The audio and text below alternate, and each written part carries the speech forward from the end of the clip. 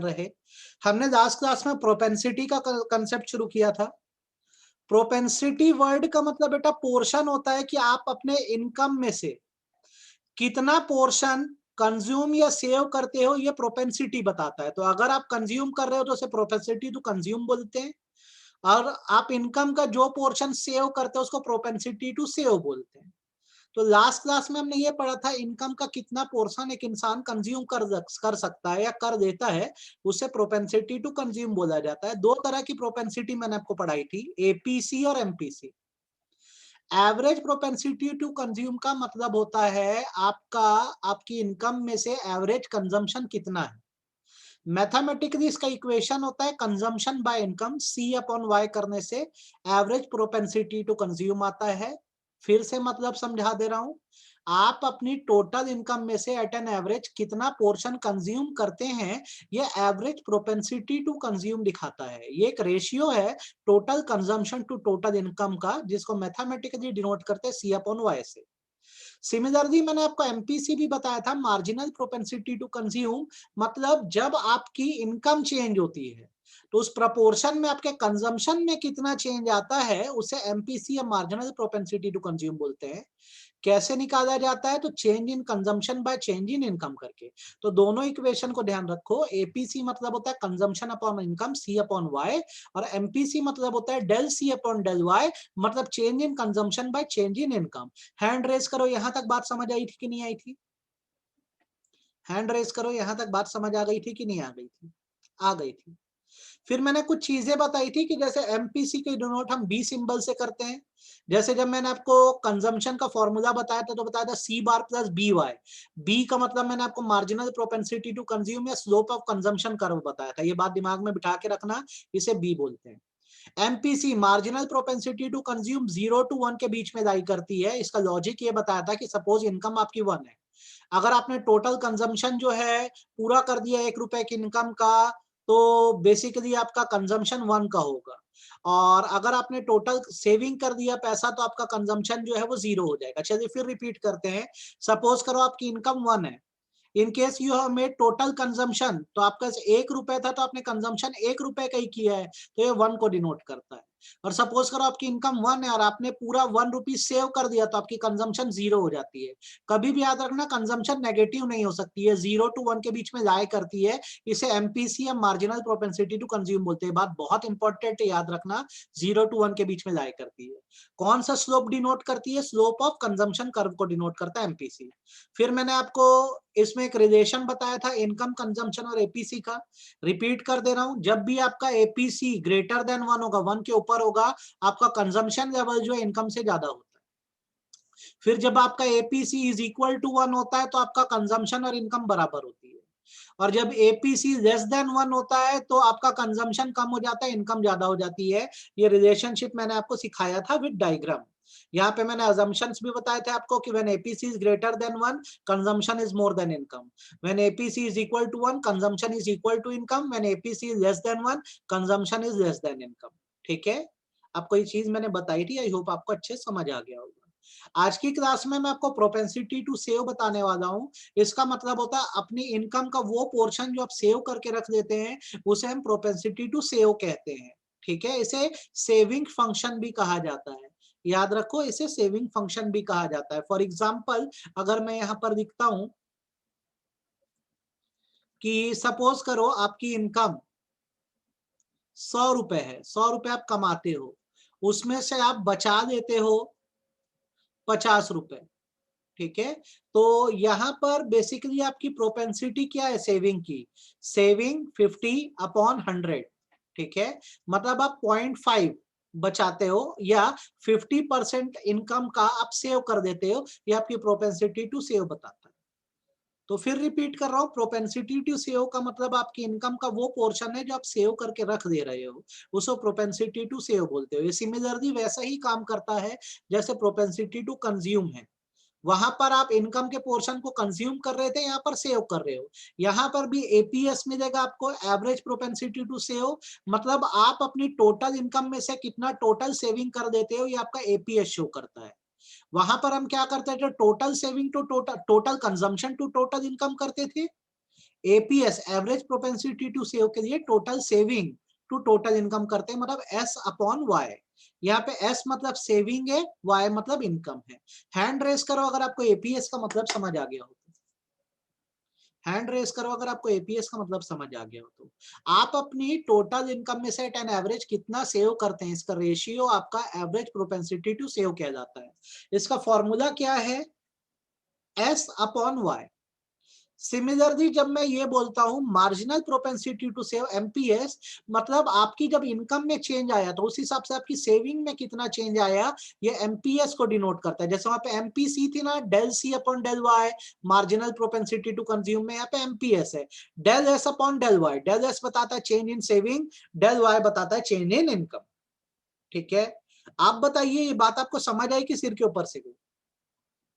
आपको ये समझ आया कि सिर के ऊपर से गया? अनम्यूट करके बताओ मेरे को, क्लैरिटी है आपको? चैट में बताओ, अनम्यूट करके बताओ, आपको समझ आया कि नहीं आया, हाँ या ना? यस सर, आ गया। अच्छे से सिमिलर है, बहुत आसान है, एकदम अच्छे से आप इसको करिए। अब यहाँ पर एक बार ना अपन नोट डाउन कर देते। चलो आप मेरे को बताओ, एपीसी इज इक्वल टू क्या होता है? एवरेज प्रोपेंसिटी टू कंज्यूम का क्या फॉर्मूला है, बोलो? C upon Y. Very good. MPC का बोलो बेटा? Change in C upon change in Y. Del C upon del Y. APS का बोलो? Average propensity, saving S upon Y. Divide by Y. है ना? और एमपीएस का बोलो? Change in S upon change in change in Y. Saving. आप बताइए, इसमें आपको कोई परेशानी? अब इससे मैं एक नो सर। कुछ प्रॉपर्टीज सीख लो, या आगे भी आपको अभी बहुत काम पड़ने वाला है। ठीक है, जनरली एक बात आप मुझे चलो ये बताओ, इसको मैं यहाँ पे डॉट कर देता हूँ, ये तो अपने फॉर्मूले ऊपर दिखे, अभी काम पड़ेगा इसका, जब पड़ेगा तब देखिए।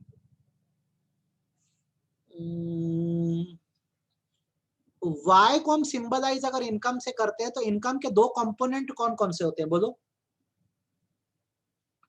इनकम के दो C and S. Consumption and saving.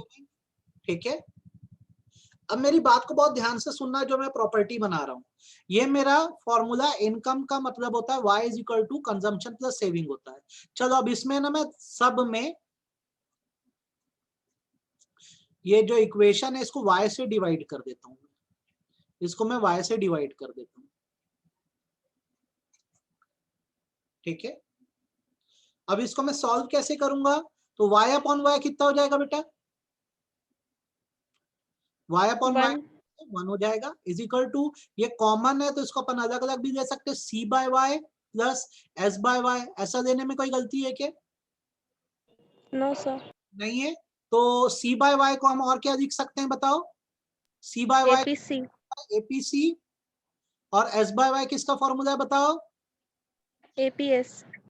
तो अब आपको ये प्रॉपर्टी ना एकदम अच्छे से ध्यान रखनी है कि कभी भी जब आप एपीसी और एपीएस का सम करेंगे, ऐड करेंगे, तो 1 से ज्यादा का नहीं हो सकता। ठीक है, ये आपको 1 मार्क में भी पूछ सकता है और आगे अभी काम भी पड़ेगा, तो आप इस बात को ध्यान रखना, आपको सिर्फ प्रॉपर्टी से मतलब होना चाहिए। ठीक, कि एपीसी प्लस एपीएस करेंगे तो 1 से ज्यादा नहीं होगा, 1 से ज्यादा का नहीं होगा। कितने लोगों को ये बात समझ आ गई, ये इक्वेशन समझ आ गया, ये बताओ? कितने लोगों को ये बात समझ आई, इक्वेशन समझ आई? देखो जनरल इक्वेशन क्या है हमारा, जनरल इक्वेशन है y is equal to C plus S.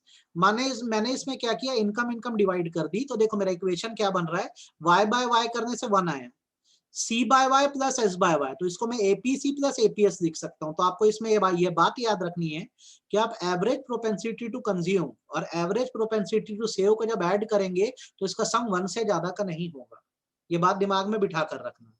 Similarly चलो एक और प्रॉपर्टी मैं यहाँ पर लिखता हूं, जैसे मैंने यहाँ y लिखा is equal to C plus S है। अब इसमें मैं क्या करता हूं, चेंज को अगर शो करना चाहूं, डेल, सब में डेल सिंबल लगा देता हूं। डेल डिनोट करता है चेंज को। ये दूसरी प्रॉपर्टी एक खत्म हो गई है, ये एक ध्यान रखना बहुत अच्छे से, ये प्रॉपर्टी नंबर 1 है, 1 is equal to APC plus APS. Similarly एक और बनाते हैं, del Y is equal to change in income is equal to क्या होगा, change in consumption plus change in saving. अगले स्टेप में मैं ये करता हूं कि जो मेरा डेल वाई है इज इक्वल टू, मेरा जो इक्वेशन है del C plus del S, इसको मैं वाई से डिवाइड कर देता हूं, डेल वाई से, पूरे इक्वेशन को मैं डेल वाई से डिवाइड कर देता हूं। अब क्या बनेगा यहां पर आप देखेंगे तो del Y upon del Y 1 होता है, is equal to del C upon del Y plus del S upon del Y. तो अब आप मेरे को बताइए del C upon del Y किसका फॉर्मूला है? एपी एपीएस एमपीसी एमपीसी का मार्जिनल प्रोपेंसिटी टू कंज्यूम है, आपका change in consumption by change income, plus del S upon del Y किसका फॉर्मूला है? MPS saving upon change in income किसका? MPS का। तो ये आपके लिए एक बेटा दूसरा इक्वेशन भी तैयार हो गया कि कभी भी मार्जिनल प्रोपेंसिटी टू कंज्यूम और मार्जिनल प्रोपेंसिटी टू सेव का जो सम है वो 1 से ज्यादा का नहीं होगा। ये आपकी प्रॉपर्टी नंबर 2 हो गई। तो आपको ये दोनों प्रॉपर्टीज को बहुत अच्छे से ध्यान रखना है, ठीक है। अपन बीच से एक डिस्टिंक्शन मार देते हैं ताकि आप इसको एक ना समझो, ये दोनों ही चीजें अलग अलग हैं। एक मैं डिस्टिंक्शन ऐसे बीच से कर दे रहा हूं। दो प्रॉपर्टीज देखो मैंने आपको समझाई है कि एपीसी प्लस एपीएस करने से भी 1 होगा और एमपीसी प्लस एमपीएस करने से 1 होगा। इसको आपको रट डालना, रट डालो। अगर आपको लॉजिकली समझ आ गया तो इससे अच्छी बात कुछ नहीं हो सकती। क्या आपको ये क्लियर है, हाँ या ना? Yes sir. क्लैरिटी आई आपको? अभी इसके बहुत सारे अपने को न्यूमेरिकल्स बनाने बेटा, 3-4 दिन लगेगा चैप्टर में आपका। जैसे 8 तारीख है तो इस वीक फ्राइडे तक ही खत्म हो जाएगा चैप्टर विद न्यूमेरिकल्स। बहुत सारे न्यूमेरिकल करने अपने को, सारे फॉर्मूले। हाँ, अपना देखो मनी बैंकिंग खत्म हो गया है, बजट खत्म हो गया है, नेशनल इनकम खत्म हो गया है, सर्कुलर फ्लो खत्म हो गया है। माइक्रो इकोनॉमिक्स में हमारा यही बस बचा था मेनली करने को, यूनिट डिटर्मिनेशन ऑफ इनकम। 5 दिन और लगेगा इसको कंप्लीट करने में। तो आपका ये जो मैक्रो इकोनॉमिक्स का सब्जेक्ट है मेरी तरफ से खत्म हो जाएगा। रिकॉर्डेड लेक्चर आपके ग्रुप में देखेंगे तो आपको जितना हमने पढ़ा है सब मिल जाएंगे बेटा, है ना? ठीक है, समझ गए मेरी बात को? Yes sir. Yes sir. Yes sir. अब क्या है, जैसे आपने प्रॉपर्टी दिख रही तो आपको ना एग्जाम में 1 मार्क्स के कुछ क्वेश्चन आते हैं, ठीक। टोटल आपको मैं 12 क्वेश्चन इसमें बता रहा हूं इस चार्ट में। आप चाहो तो इसको बना लेना, ठीक है। ये आपको तो नोट्स में दे ही रहा हूं तो आपको दिक्कत नहीं आनी चाहिए बेटा, ठीक है। आपको देखो क्या क्या दे दिया है, देगा आइटम नंबर, देगा आइटम्स देगा। अब यहाँ पर देखो मेरे जो कॉलम है उसको हम ले लेके चलते हैं। ग्रेटर देन 1 0, ठीक है। यहाँ पे मैं 4 टर्म दिख रहा हूँ, आप भी देख लो ध्यान से। एपीसी दिख रहा हूं मैं, ठीक है। एमपीसी दिख रहा हूं, एपीएस दिख रहा हूं, एमपीएस दिख रहा हूं। Average propensity to consume, marginal propensity to consume, average propensity to save, marginal propensity to save. देखो कॉलम कितने, 1 2 3 4 5 6 7 8 9 10 11 12, टोटल 12 क्वेश्चन इसमें से अपने 1 1 मार्क के आते हैं। क्वेश्चन नंबर 1 क्या? APC, average propensity to consume कभी नेगेटिव हो सकती है? क्या आपका कंजम्पशन कभी नेगेटिव हो सकता है? यस और नो? बताओ। Yes sir. क्या इंसान का कंजम्पशन कभी नेगेटिव हो सकता है? No no sir. सर। किसी भी जीरो लेवल ऑफ इनकम पे भी क्या करते हो, ऑटोनोमस कंजम्पशन करते ही हो ना। तो इसका आंसर क्या होगा? नो, ठीक है। Consumption can never B zero, can never B negative, sorry, consumption can never B negative. आप बताइए ये बात आपको समझ आई कि सिर के ऊपर से गई? 1 मार्क का क्वेश्चन अगर आपको आया कैन एपीसी बी नेगेटिव, तो आंसर होगा नहीं, consumption can never B negative. बताओ ये बात क्लियर है कि नहीं है, हाँ या ना? Yes sir. चलो दूसरी बात हम करते हैं। MPC, marginal propensity to consume, आप बताओ ये किसके बीच लाई करती है? किसके बीच लाई करता है? एमपीसी या एमपीएस, मैंने आपको बताया है ये किसके बीच लाई करता है? 2 डिजिट्स के बीच में, किसके किसके? बोलो फटाफट, मैं आपसे सुनना चाह रहा हूं। अभी तो ऊपर पूरा सर 0 to 1। 0 to 1। तो बताओ नेगेटिव हो सकता है क्या? No sir. No sir. तो आपको यहाँ पे अगेन क्या लिखना होगा? नो, बिकॉज क्या आंसर होगा आपका? एमपीसी लाइज बिटवीन क्या? 0 to 1. 0 to 1. आपको ऐसी 1 मार्क पे लिखना होगा, तो 1 मार्क 1 मार्क, 2 क्वेश्चन समझ गए आप? Yes sir. कोई दिक्कत इसमें? आपको इसका नोट्स भी भेज देता हूं मैं याद अभी। फिर एपीएस की बात करते हैं, क्या सेविंग नेगेटिव हो सकती है कि नहीं हो सकती इंसान की? Yes Yes, sir sir. हो सकती है। तो यहाँ पे अपना आंसर क्या होगा? अपना आंसर होगा, अच्छी पेन चुनते हैं, ठीक है, अपना आंसर होगा yes, saving can be negative. Saving curve हमेशा नेगेटिव स्लोप से ही चालू होता है ना, इसलिए। अच्छा, एमपीएस की बात करते हैं, एमपीएस किस में लाई करता है? जैसे एमपीसी 0 to 1 में लाई करता है, मार्जिनल प्रोपेंसिटी टू सेव भी 0 to 1 में लाई करता है, तो क्या एमपीएस नेगेटिव हो सकता है? जवाब है नहीं। नहीं। नो। क्यों? आंसर क्या है, क्यों नहीं हो पा रहा है?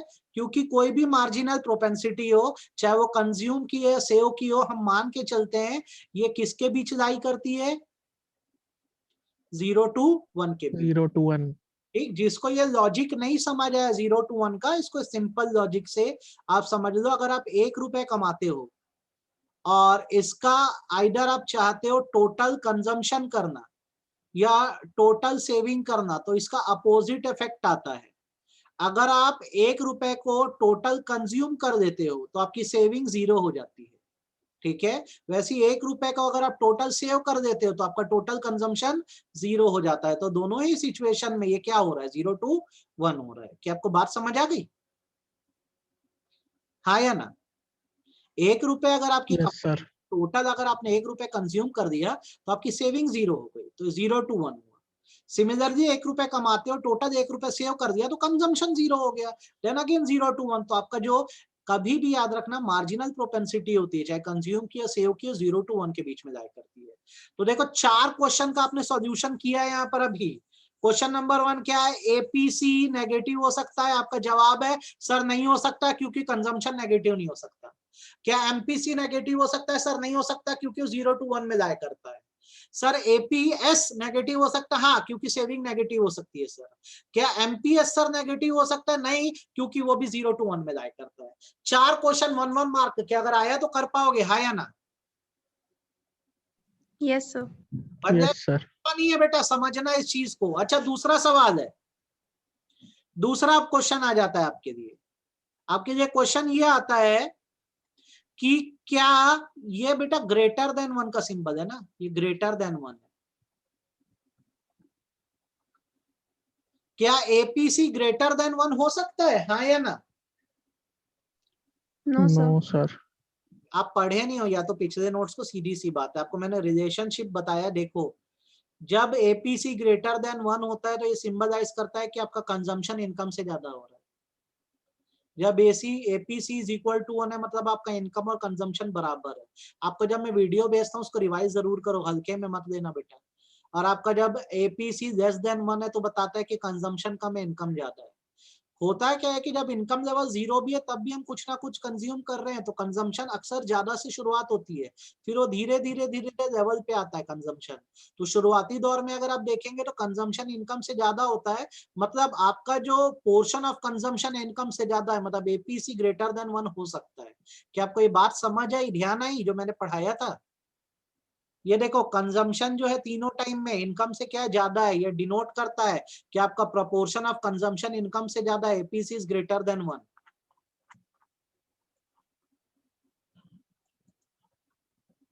तो इसका आंसर क्या होगा? क्या एपीसी ग्रेटर देन 1 हो सकता है? तो yes, APC can be greater than 1 when consumption is more than income. Consumption is more than income, इसको अच्छे से बना के भेजूंगा आपको। Consumption is more than income.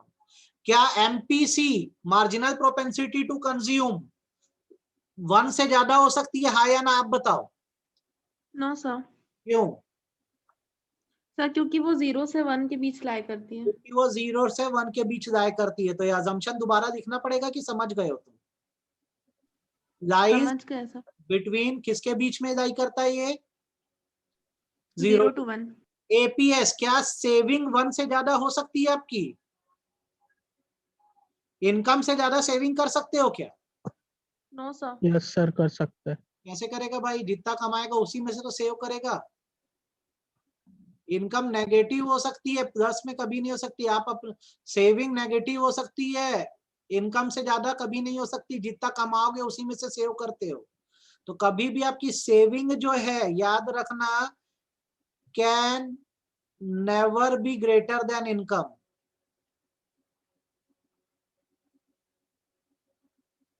आप लॉजिक लगाओ ना, आप जितना कमाते हो उसमें से सेव करते हो, अपनी इनकम से ज्यादा कैसे सेव कर दोगे?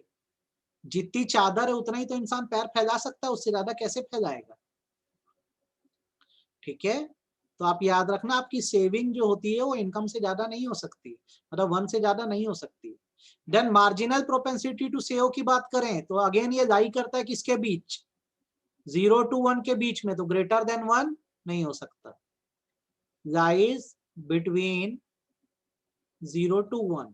ठीक सर, यह पॉइंट ना समझ नहीं आया हमको। ग्रेटर देन 1 का मतलब क्या है? तो अगर मैं 1 को डिनोट करूं इनकम से, तो अब ये लॉजिक बोलता है कि कंजम्पशन इनकम से ज्यादा हो सकता है, क्योंकि 0 लेवल ऑफ इनकम पे भी हम कंज्यूम कर रहे हैं। लेकिन जब आप मार्जिनल प्रोपेंसिटी बोलते हो, मतलब आपका जब इनकम के हिसाब से कंजम्पशन में चेंज आता है तो उसमें बदलाव नहीं आता, क्योंकि 0 to 1 के बीच में चलता है। तीसरा, सेविंग जो होती है कभी भी इनकम से ज्यादा नहीं हो सकती। सेविंग या तो नेगेटिव होती है, एक लेवल पर होती है, इनकम से ज्यादा नहीं जाती सेविंग। और फिर एमपीएस का अगेन वही अजम्पशन है, 0 to 1 के बीच में जाएगा। आप बताओ, आपको ये बात समझ आई कि नहीं है? हाँ या ना? यस सर, आ गई। तो ये 8 क्वेश्चन हो गए 1-1 मार्क के भी आपके। ठीक है, देन आपसे आता है, क्या कंजम्पशन आपका कभी भी 0 हो सकता है? हाँ या ना? No no sir. Sir. No. तो यहाँ पे हम लिख देते हैं, no consumption can never be 0।